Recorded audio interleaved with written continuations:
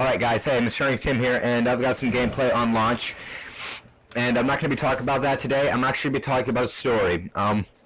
This happened to me about when I was 10 years old. Well, I'm just going to start going into story mode here. Well, when I was about 10, I was racing against my uncle in a trailer park, where trailers are. Trailer park, you know. Pretty sure you guys know what it is. Well, I was racing him one day, and, well, while we're racing, he's in a car, okay? I'm on a bike, and, well, he's going about 35, I'm going about 25 miles an hour on a bike. I don't know if I'm actually going that fast, might be a little slower, probably slower. Well, anyways, there's this little curve in the road. It's not like a big curve, it's kind of like a gradual curve. But then, there's some gravel on the side of it. Like, if you've ever ridden a bike, I'm pretty sure most of you have, there's sometimes gravel on the side of the road. Well, in this thing, there was some gravel on the side of the road, so I am going like super duper fast right here, okay? So I take the corner of the curve here, and my bike wheels, like, I don't know if I stopped or tried to slow down a little.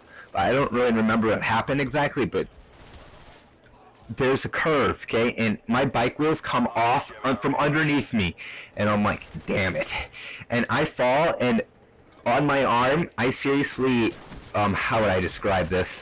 There was a huge scar there. Like, it's probably, I don't know, it was probably a whole 2 inches on my arm, like, halfway around my arm, 2 inches of just complete road rash on my arm. I banged up my knee. What else happened? All I really know is that when I was running, I got off my, I fell off my bike, I got up right away, I ran over to where my, uncle lives, ran over to him, and he thought he broke my arm because I was holding my arm because it hurt, and I kind of didn't want to, like, move my arm, because I didn't know exactly, and he thought I broke my arm, but I didn't. I fell, and, well, I got to his house, and he put on a whole bunch of gauze and bandages, like a whole bunch, okay? Well, as this thing's healing up a little, we had to take it off to change the bandages, okay? And this thing has, like, grown, not really grown, my wound kind of scabbed over, alright? And I had to take this bandage off with these scabs on here, and these are like, I don't know how old the scabs are, probably, oh, it's probably a 2-day-old bandage, maybe a day, I don't know how many, but it's kind of scabbed up a little. And I had to take this whole bandage off, like halfway around my arm, and it hurts.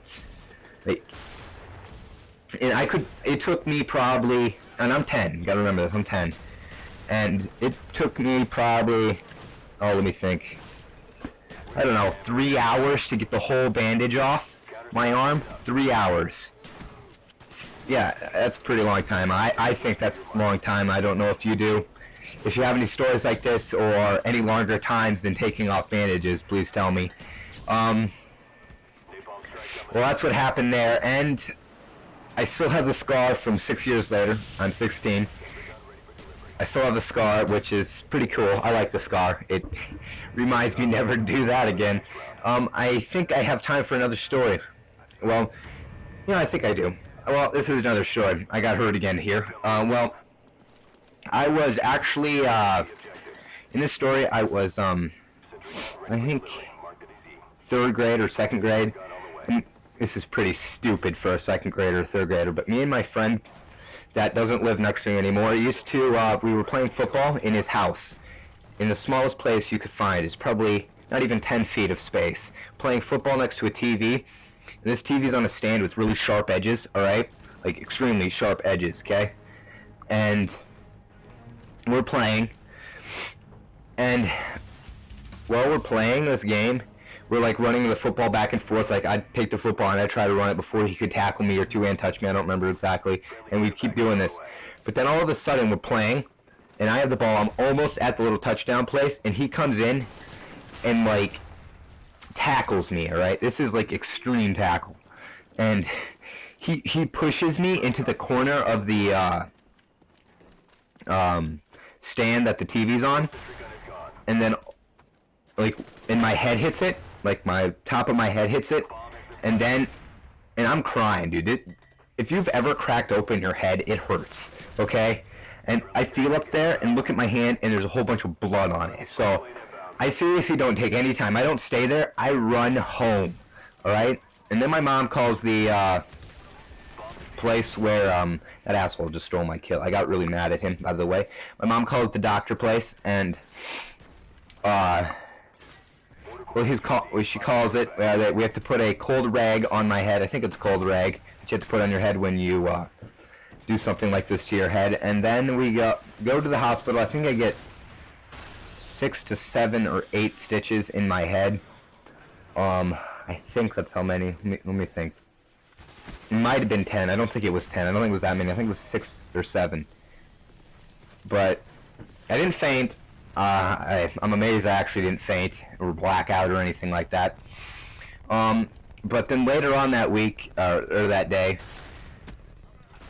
I come back home, and then he's wondering what happened, because I just, like, ran off, and, well, I guess I told him. He had no clue.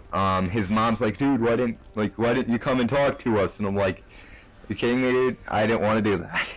I never said that, but I'm just, put my own words in this. I don't, it's, it's kind of fuzzy, because it was in 2nd grade. That's a long time ago for me. And he moved away, and, it was kind of sad, because he was, like, the first friend I ever had the first friend I ever had. Well, those are my 2 stories I wanted to tell you. Please rate, subscribe, and thanks for watching the video. Bye.